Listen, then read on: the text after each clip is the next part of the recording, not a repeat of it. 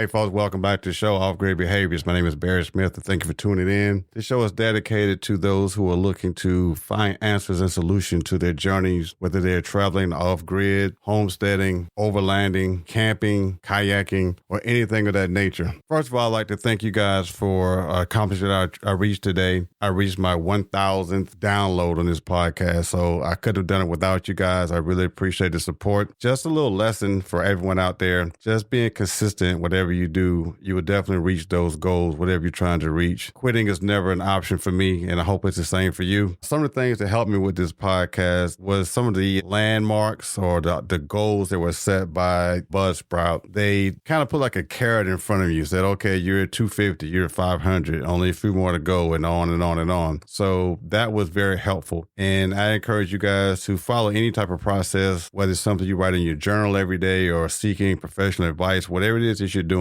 in your journey, fitness, finance, health, education, or whatever it is, folks, just jot those goals down and follow through with them. So first of all, it is right now the end of October, and we're going to the daylight savings time. That's going to be next weekend where you fall back a couple hours or 1 hour, I'm sorry. And I want to talk about staying warm during these winter months. One of the worst experiences that I ever had in camping was when I had to leave my tent to use the bathroom. That was like, it was really, and it's only near the end of February, beginning of March. So it wasn't like brutally cold. And I live in Georgia, so it's not like it was somewhere in the mountains. It's just something I wasn't prepared for. And those are some of the key things I want to talk about as well, as far as what you're accustomed to. We're going to talk about things like sleeping bags and other sleeping arrangements throughout the next few weeks, the next month or so. There have been times I had to sleep in my vehicle, planned and unplanned. For example,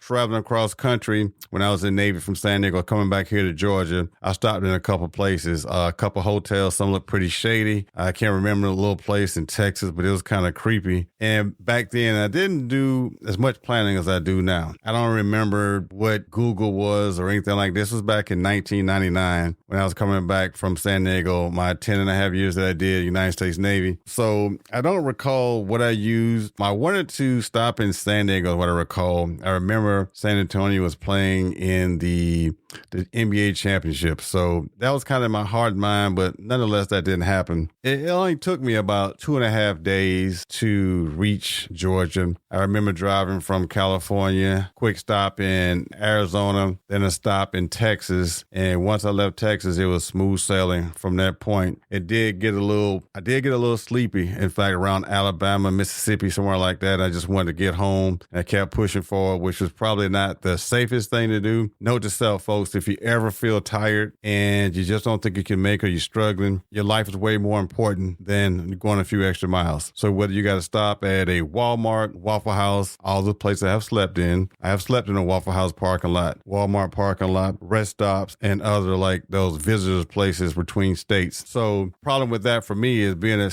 almost 6'4", 6'3" and some change, living and sleeping arrangements have always been difficult for me, whether in the Navy, on the airplane, in a hotel, or just anywhere, but definitely in a vehicle at 6'4", and I definitely talk a little bit more about that later. But back to the topic of the bathroom in the wintertime. The last thing you want to do is break the seal wherever you're sleeping, whether it's a sleeping bag, a tent, or vehicle, to use the bathroom. You know what you can hold when you're out camping or traveling. So the best bet is, on the internet it says, stop taking fluids in a couple hours before you get ready to go to sleep. Sometimes we don't always plan that, but if you ever have the experience that I had, you will not forget that ever in life. So if you're in a tent, have you some type of little porta potty. By extreme measures, if you got to use a Gatorade bottle for guys, and I don't know what women use, some of the little trinkets they use, but for the most part, I did not plan. I was with a friend of mine, Marion. We had a good time, and just in the middle of the night, 2 o'clock, 4 o'clock, I had to go to the bathroom like twice and had to go outside the tent. It was nice and warm inside. We used like a kerosene heater, but again, just first time camping or first couple times, just didn't plan for that. So moving forward, since then, that would never happen to me again. So don't break the seal on your sleeping bag or your tent. So while we're on that topic, how do you stay warm during the wintertime? And only you know what your limits are. And again, being from Georgia, the Southeast, it doesn't get super cold. And what we consider cold down here may be like nothing for people who live in, I don't know, Connecticut or New York or Wisconsin. So only you know what's best. For example, there are certain things and ratings for sleeping bags. I can't even begin to explain or express how that works, but there are certain like 3 categories. And again, there's one that talks about survivalists and a lot of things that you might see on those TV shows that we like to watch. Those guys and girls, they know what they're doing. They know their limits and they know what they can handle. So only you know best. So when you go to some of your outposts or places where they're selling sleeping bags, ask them about that. I hope they can help you a lot better than I can. I'm no expert. All I know is I have a couple different ones.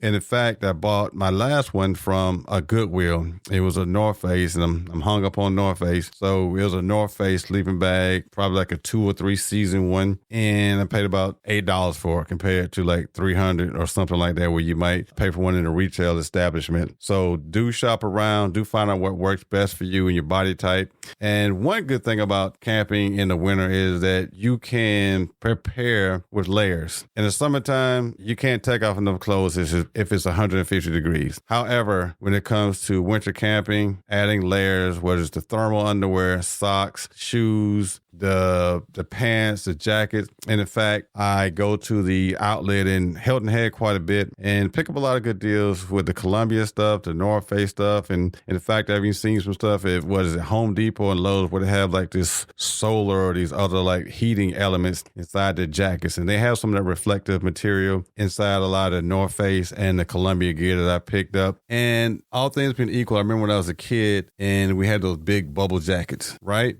So back then we thought they were really cool, but I don't think the size matters when it comes to these jackets. I've looked into certain jackets where at North Face and other outlets like that.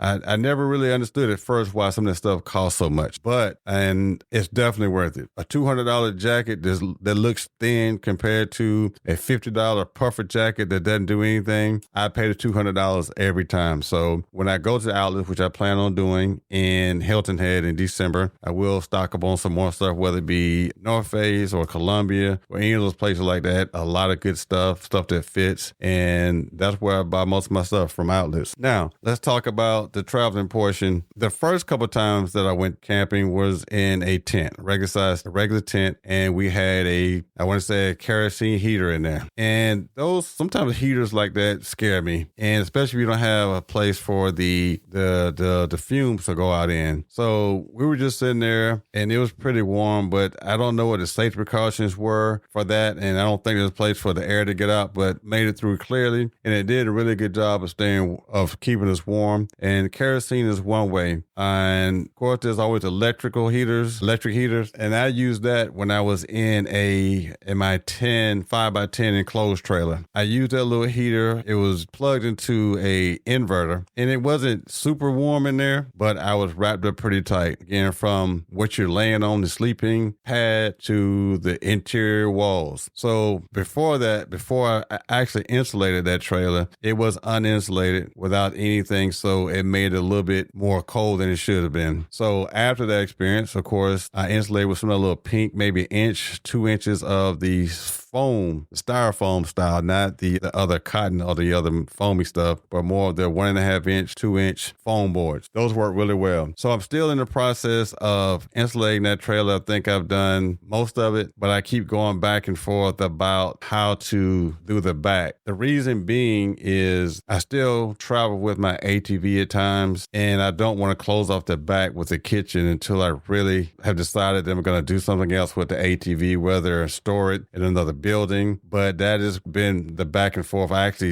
laid it out. I measured it. I looked where my stove would be, my refrigerator, and all those things to go on my water, the sink, and everything else. But at this moment, I don't travel that much with it, so I haven't made that final decision to actually turn that into a kitchen. But perhaps next summer I'll do that. But right now I'm still planning on doing some winter camping, and that's going to be with the overlanding trailer that I'm in the process of building right now. Other heating solutions include things like wood burning stoves and diesel fuel. I read about people who were going overland with van life, and I guess they put like a diesel heater inside of their vans. And I also read about people using those diesel fuel heaters inside maybe a cabin of some sort. I also read about the wood burning stoves and how that operates. And I've seen where the guy did a DIY build where he made it really nice, had the exhaust pipe going out through the ceiling. So I thought it was a pretty amazing feat, and perhaps that's something I could do later. But currently I was using one of those little small buddy heaters, and it wasn't the warmest. I think it just kind of does a small area, but I think with the building being insulated, me wearing enough stuff, it got the job done. But anything more severe than what we do here in Georgia, I think we'll need something bigger, and I think a wood burning stove would probably be more sufficient than that little buddy heater. But whatever you do, folks, safety first. Safety, safety, safety. Always have something that's going to alert you of any type of fumes or other harmful gases. Keep your fire extinguisher nearby and do that. Last but not least, and when I go to Hilton Head every year, I do my annual polar plunge. I started this about 3 years ago, and it's very invigorating. So as I talk about how to stay warm during the winter months in camping, I find myself jumping into an ocean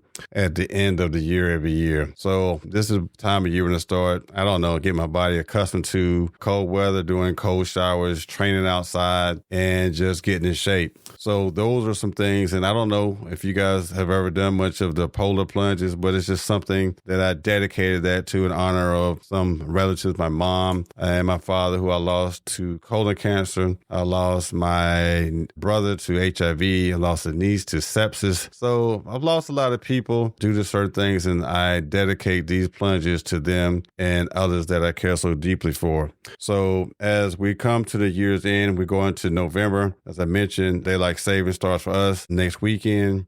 And as we go into the crisis with people and jobs and the loss thereof, there's nothing more important than family, spending time with friends and family, doing the thing that you enjoy. Money is not everything. Trust me, we've all been there and done that. And that's my goal as I go on this journey, is to get away from that whole digital cord attached to the office, attached to the phone. And funny enough, I'm talking about digital disconnect while I'm on the internet. But nonetheless, this is my voice for helping those and encouraging those who also seek that type of journey. I also wanted to learn more from you all who are doing it. And none of us are experts at this point because it could change day to day. So if you would, please, if you see a message or a way to inbox me, I'd love to correspond. Send me some of your links. I'm not one of those people who worry about spamming my email or anything like that. I would love to hear from folks if I've given you some good information that could help you. And I also like to learn more from you guys as well. Again, friends, family, good health as we come to the end of the year, and just, hey, enjoy life. Get out there, do something adventurous, travel. I mean, some of you all have beautiful places you can see just right in your area, hometown, within the state, or just a few states away. As I get prepared next summer, I do want to travel out west. I don't know how far I'm going to get. I know at least to Texas before I come back, and places in between. So get out there and do something. Next episode, I'll talk a little bit more about this overland trailer that I'm building, and stay safe out there. Thank you again for the 1,000 downloads. I'll talk to you soon. Thank you.